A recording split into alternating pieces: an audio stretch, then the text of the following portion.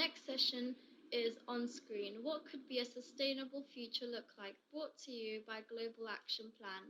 In this interactive session, you will learn about a project which has challenged the TV industry to rethink how much environmental content is seen in TV drama and hear about how it's helping young filmmakers on the journey of bringing their vision, a positive, sustainable future, to life on screen. The session will be run by Compassion, Not Consumerism, team from Global Action Plan, an environmental charity which connects what's good for us and what's good for our planet.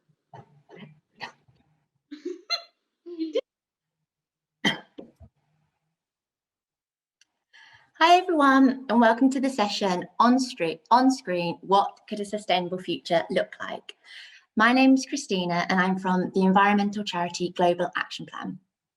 And at Global Action Plan, we work to connect what's good for people with what's good for the planet. Just before we kick off, a quick reminder that if you go on the Slido webpage or on the Transform Our World page, you can join in the discussion through that. So type in any questions you have at all.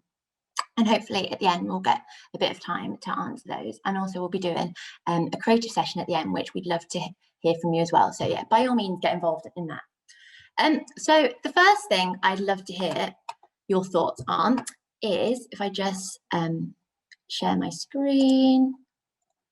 Give me a second. Right. So, what programs have you watched which have environmental issues in them? So this could be on TV or on, any films. So yeah, have a think about that, and then any answers you can think of, whack them in to the Q&A box or the Slido. And then a bit later on in the session, I'll come back to that and see what you've come up with. So we're all here today at the Youth Climate Summit because we want to live in a more sustainable world. We need to halve greenhouse gas emissions by 2030 to stop the world from warming above 1.5 degrees.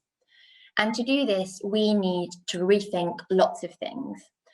How we get our energy, what food we eat, how we travel, and what we do in the next 10 years will determine what future we get. So what might a sustainable future look like? What type of food might we eat, for example? So have a start thinking about this. For example, maybe we'll locally grow all our food. And the great thing about growing our own food is you're not then having the food travel thousands of miles to reach our plate. For example, avocados traveling thousands of miles.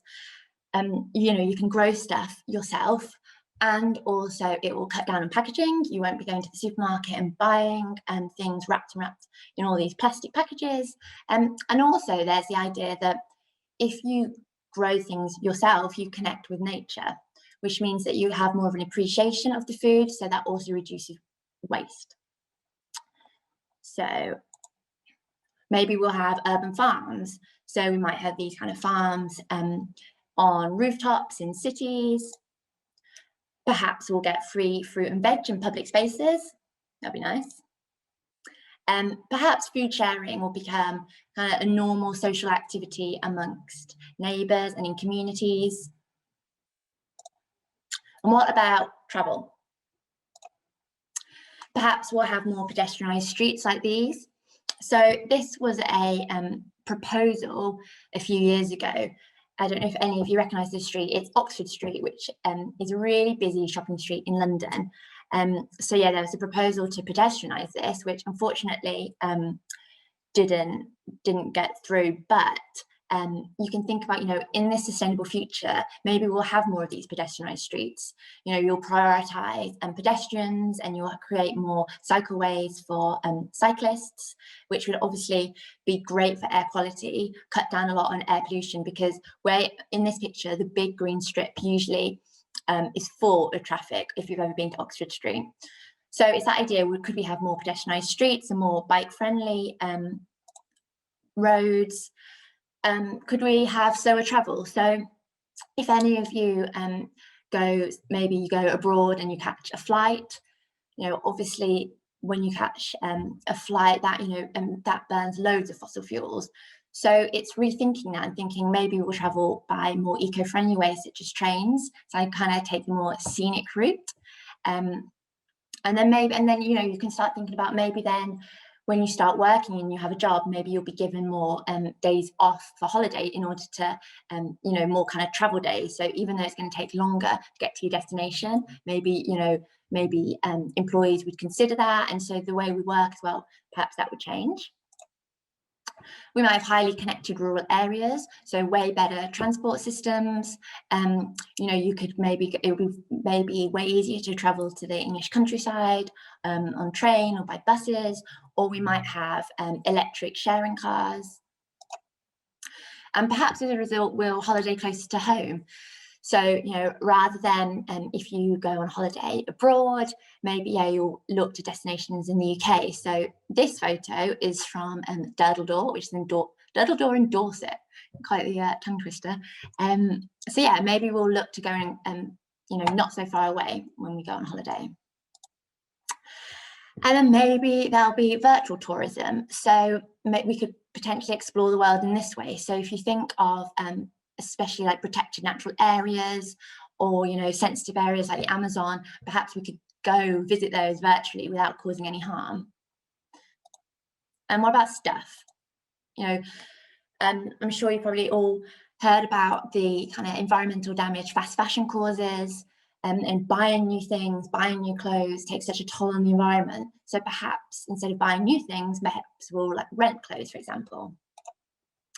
And when things break, rather than discarding them, maybe everyone will repair them. There could be, repair cafes, so where you learn to fix things.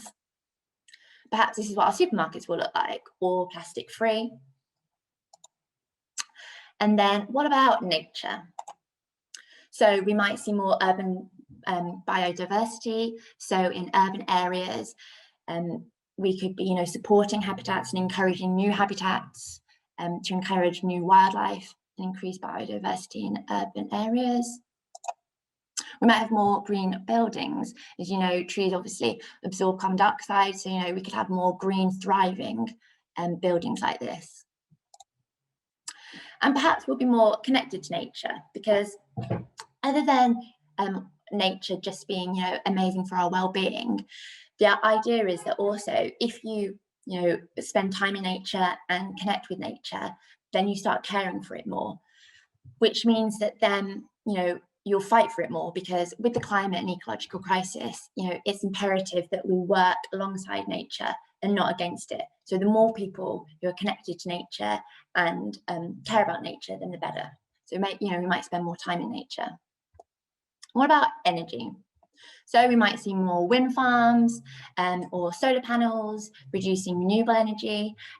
We might also have community-owned wind farms. So the idea being that this would generate profits for local communities and then also lower their energy costs. And then also you'd then be getting renewable energy. So it's kind of a win-win situation. And then talking about communities, what could our communities look like in a sustainable future? So, if we're doing stuff on a more local level, then this might, we might be seeing more skill sharing amongst neighbours and people in the communities.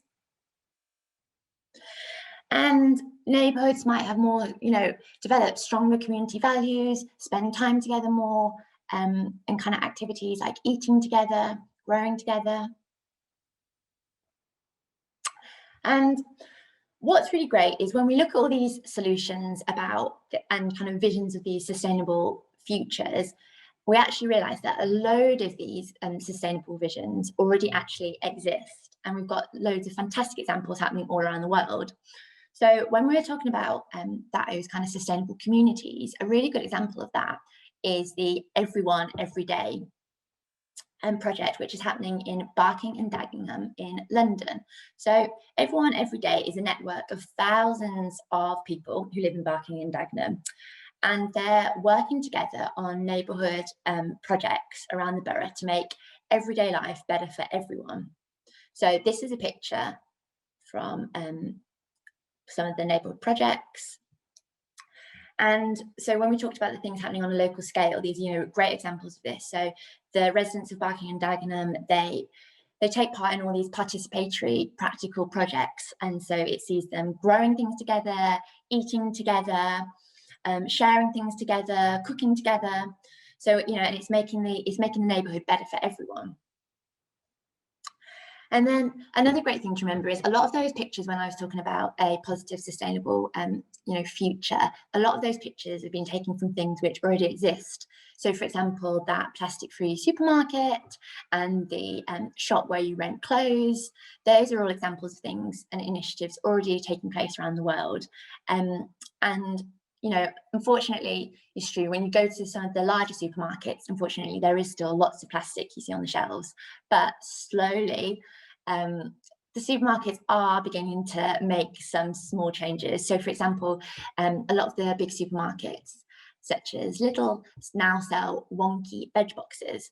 So, whereas before, if vegetables didn't look a certain way, they would just be discarded, which obviously creates a huge amount of waste. But thankfully, now they sell these wonky veg boxes. So, the veg has the same nutrition, tastes the same, but it's crazy to think that just because it looks a slightly bit different, before it would get discarded. But thankfully now they're selling them, and it's a bit cheaper as well. So you should look out for the wonky veg boxes. So that's a way of cutting down waste. And then this is an example in Sweden. It was the world's first secondhand mall or secondhand shopping centre. So yeah, that's a great example of the fact that they've got their whole shopping centre purely selling secondhand stuff. And then when we talked about connecting to nature in a sustainable future, already that's, you see that happening a lot today. And so this is a picture of from a forest school. And I don't know if some of you may have already been involved in forest schools where, you learn in nature. And there's also loads of great initiatives and scheme which gets urban residents traveling out into the countryside and having an experience in nature for themselves. So at this point, I'd like to go back to the question I asked at the beginning of the session of what programmes have you watched which have environmental issues in them? So if I just go on the Slido to see if anyone's, have a look.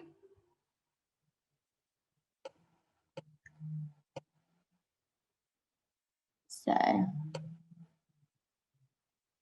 sorry, bear with me. Okay, sorry, that took a while to get to the right page.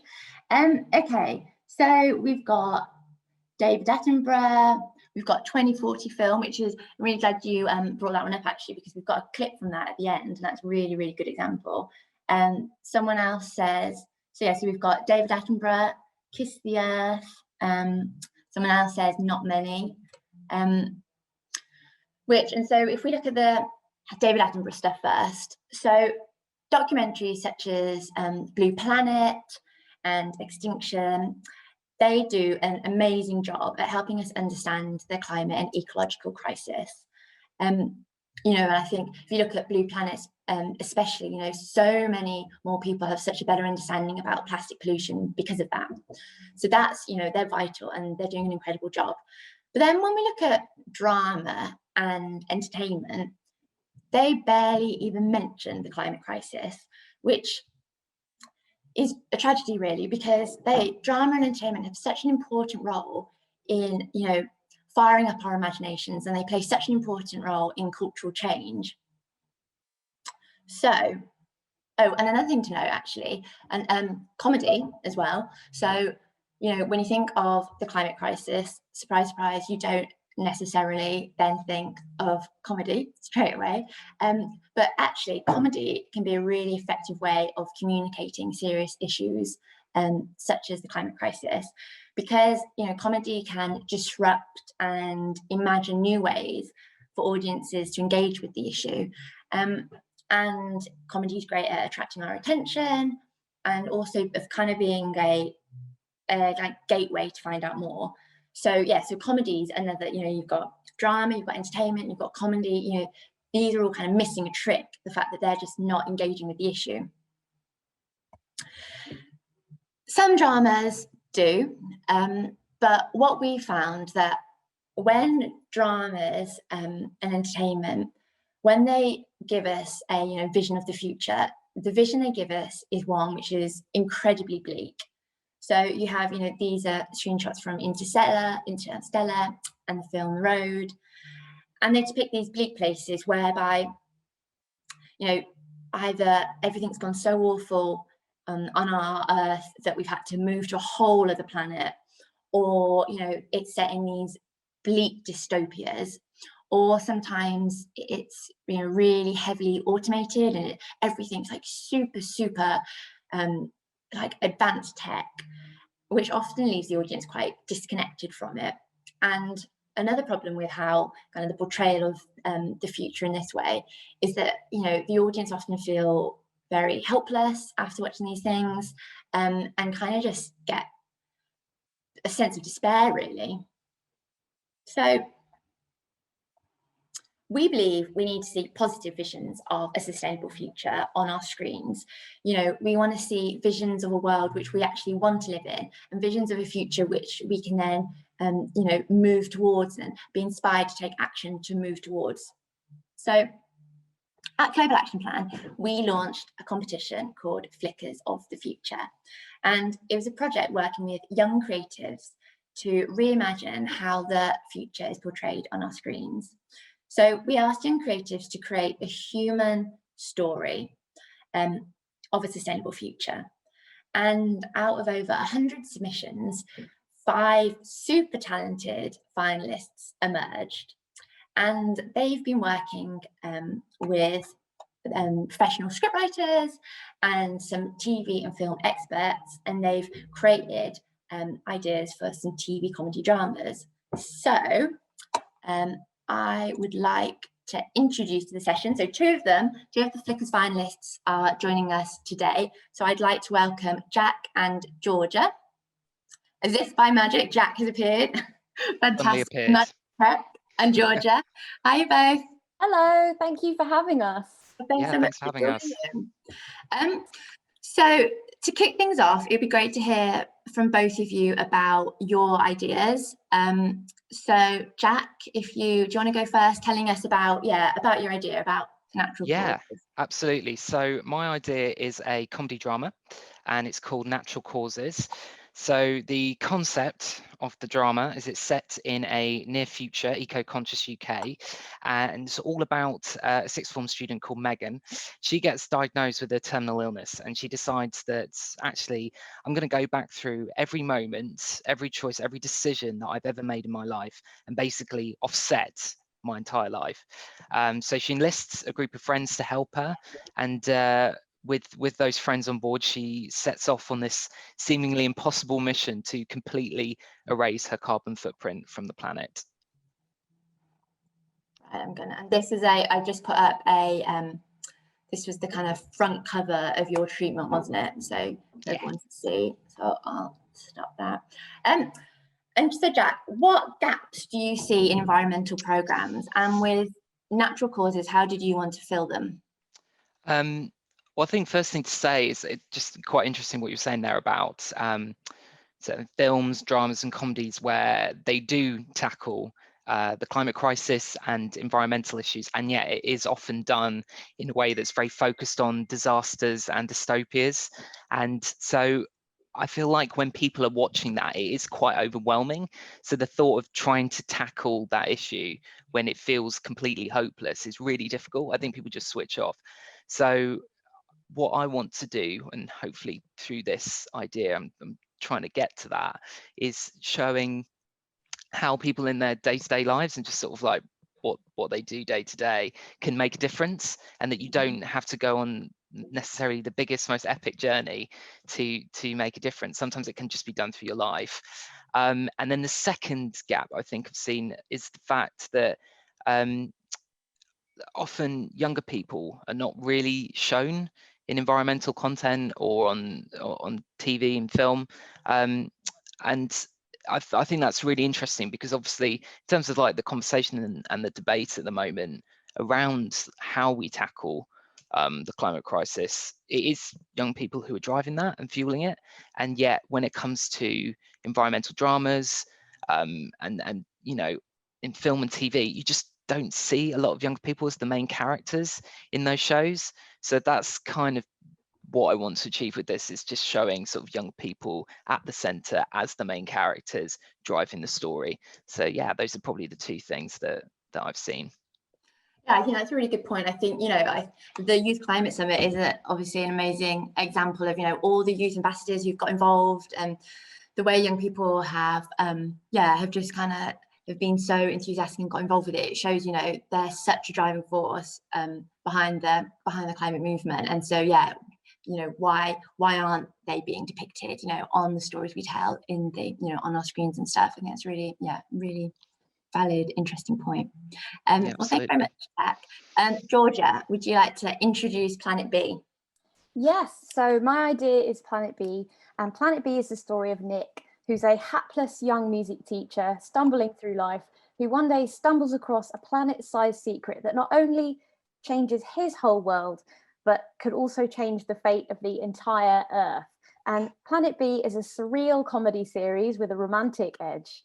What Nick has discovered is Planet B, a lifeboat planet being built in secret by none other than a 100-year-old interdimensional space architect whose name roughly translates to Greta Thunberg. And what Nick discovers is, when he reaches Planet B, is that he wants to juggle both his lives. He wants to juggle his life back on Earth with his mum and his mum's weird boyfriend and his best friend who's in a band. And he also wants to juggle his new life on Planet B, where he finds he's got a real purpose and he really enjoys his work. He's helping build this planet from the ground up. This planet's being built as a last resort. The idea is that we'll make changes on Earth and we won't need to go to Planet B. It's there, as I said, as a lifeboat, as a last resort. But what Nick finds is that the more time he spends on Planet B, the more he wants to live there. But the problem is, when he meets Mina, who he quickly realizes is the love of his life, Mina's got other ideas. And the other problem is that Nick's already got a girlfriend back on Earth.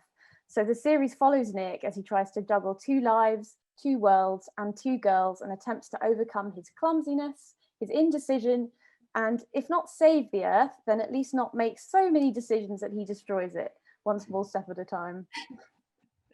just a simple day in the life of Nick then. Yeah. No biggie. Yeah. Amazing. And Georgia, what was most important to you to incorporate into your idea of a sustainable future? Did you want to kind of focus on anything particular, or what was most important to you?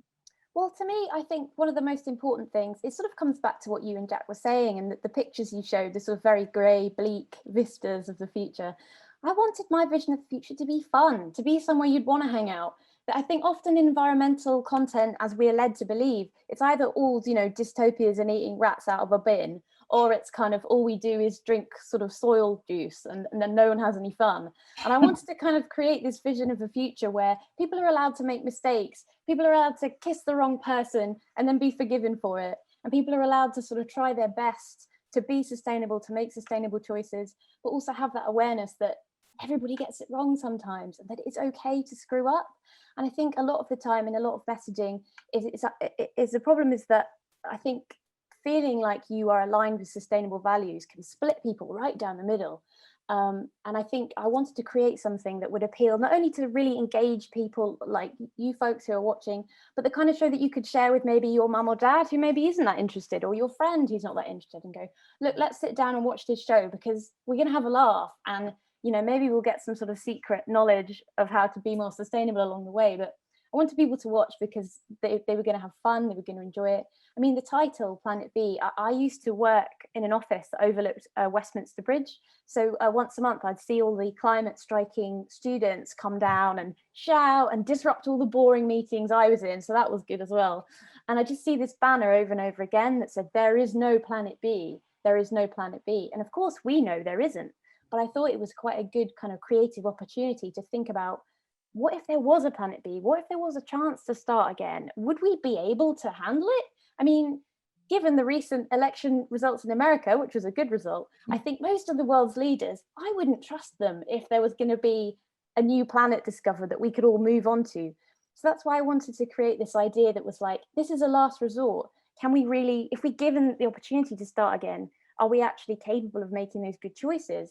Is there more we can be doing back at home? So that this is what I wanted to do, and put my character in this position of being the kind of person who's got to decide, like, I know how I want to live my life, but can I actually do it? Can I reach that challenge? And I thought that was just an interesting thing to think about. So yeah, no, definitely. I think that's a really good point you make about how, yeah, sometimes with sustainability issues, it's either seen as like, oh right, we have to sacrifice everything, and then you now have to become these like perfect eco warriors. But yeah, we're all human. None of us you can't, and especially the world we live in, it would be impossible to have zero plastic, and not just nothing new ever, and just by all means we've got to do as much as you can, but we are all human, and so it is that it's that balance, isn't it? And to show kind of those human characters rather than these kind of just people who aren't realistic. I think it's super important. And I think so, talking about characters, we've got, for those of you watching, we've got a quick creative session we'd like you to get involved with. So if I share my screen. So thinking about all these positive visions of a sustainable future, what we'd like you to do is create your own character that embodies the value that most interests you. So we'd love you to think about, name, age, location, occupation, if your character's maybe got a Saturday job, or what year do they live in? Do they live in the past, the present, future? What are their desires? What are their fears? What are their top 3 values? What are their hobbies? What's an example of something they might say? When you write character dialogue, that kind of the real essence of characters often come out. So we're not expecting you to do all of them, but just pick a couple of those pointers, and then we'd love to kind of hear what you come up with. So like I said, if you write down any of your ideas on either the Transform Our World page, or if you go to the Slido page, and just to say, George or Jatja, any of you have any tips on this kind of character creation exercise at all? Well, I would say the last one that you've got there, that is how I would write a character. I sort of sit there talking to myself. If I write in a cafe, it's a bit of a problem because I'm there kind of having an imaginary chat with someone in my brain. So I think that's the best way of creating a really vivid, interesting character, is have a little chat with them in your mind. How do they talk? Like, what kind of slang words do they use? What do they like? What don't they like? I think that's a really good way of creating someone who feels real and feels that they could just walk off the page right there. Fantastic. Jack? Yeah, just to follow up on that, I think as well that it might sound glaringly obvious, but writing what you know is so important. And sort of not just that, but writing what you feel. So if you're thinking about something like the climate crisis, about sustainability, there'll be times when you might have felt angry about it, you might have felt sad about it, you might have felt positive because you've thought of a potential answer to a sustainability solution. Anything like that, think about how you put that into words or thoughts. How did you express that? And those thoughts, that's come from you, that's come from a person, and that is how people speak and think. So just really thinking about how you've potentially thought about these things in the past and channel that into your character, and hopefully that will help create a realistic feeling character. Amazing tips. So we're gonna we'll give you about 5 minutes, and then we'll pop back on, and then we'll, if we've got time, we'll go through a couple of your ideas. Okay, right, see you soon, guys.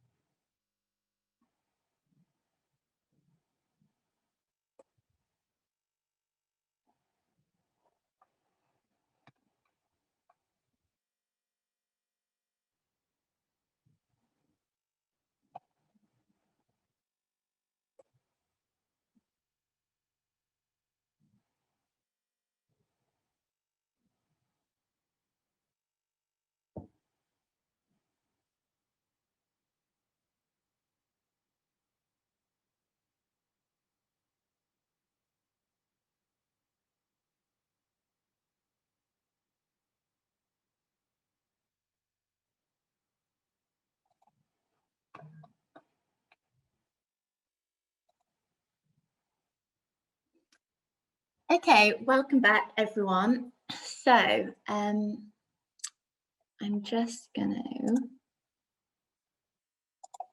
okay, so let me see what you guys came up with. Okay. So we've got someone saying that they'd have a character called Rose, who's a fashion designer who makes stuff out of waste.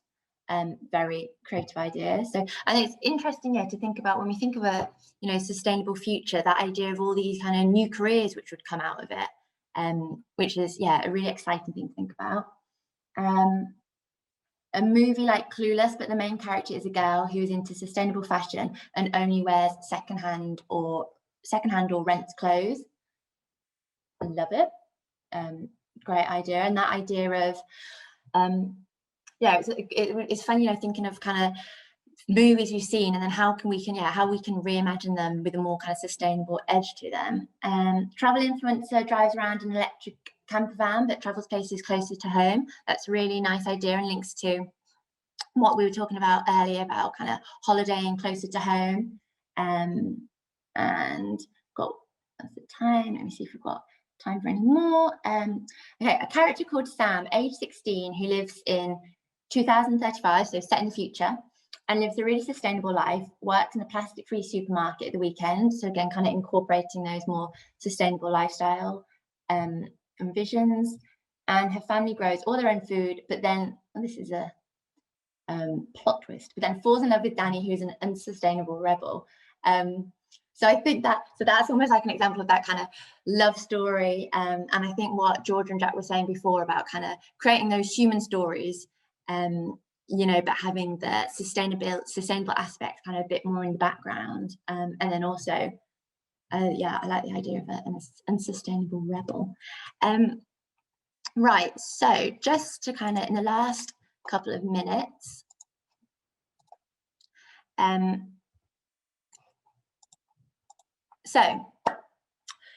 the Youth Climate Summit, we've been asked to end each session with kind of a vision statement of the world we want. So a world where sustainable lifestyles are an inherent part of our culture, and we're inspired to live sustainable lifestyles through what we see in the media and on our screens.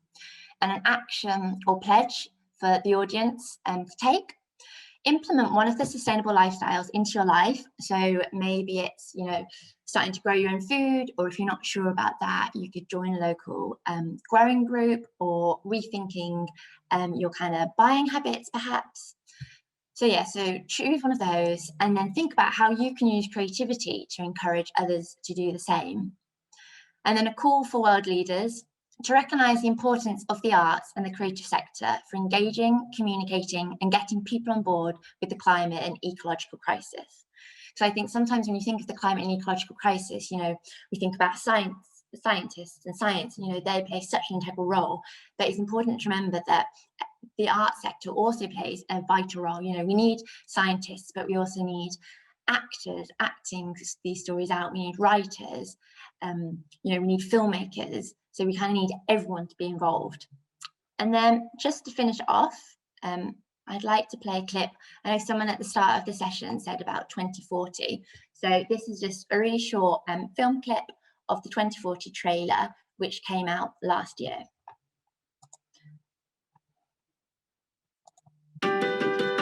My name is Damon, and this is my daughter, Velvet. Her major concern right now is the elusive art of sleep direction. But soon, she'll have to face a rapidly deteriorating environment. The ice sheet is now melting faster than the scientists predicted.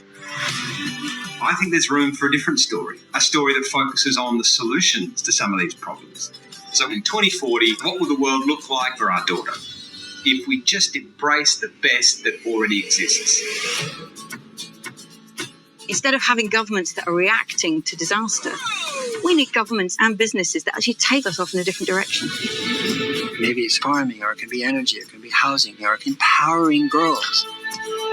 I'd like to see deforestation being stopped. Oh, that would be so cool. That'd be awesome. Just be respectful to Earth. Imagine, Velvet, we adopted regenerative practices like phrases. pulling the carbon into the soil and making it healthier. That's right, yeah. And we can embrace efficient local energy. Bangladesh has 5 million solar home systems. They have that power in their own hands. This is bringing people together. But here I am sitting on an aeroplane that is spewing out carbon. You can't help but be a hypocrite because our entire system is built on fossil fuels. What were you guys thinking? Well, sometimes we weren't.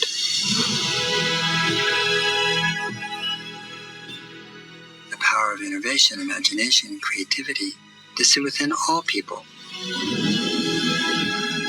People want to be working on something that they can see is actually helping to regenerate the world. Everywhere you look, you will see incredible reasons for hope. You could feed 10 billion people with the protein from marine permaculture alone. Wow. Not only are there so many people who want to take part in telling a new story, we have everything we need right now to make it happen.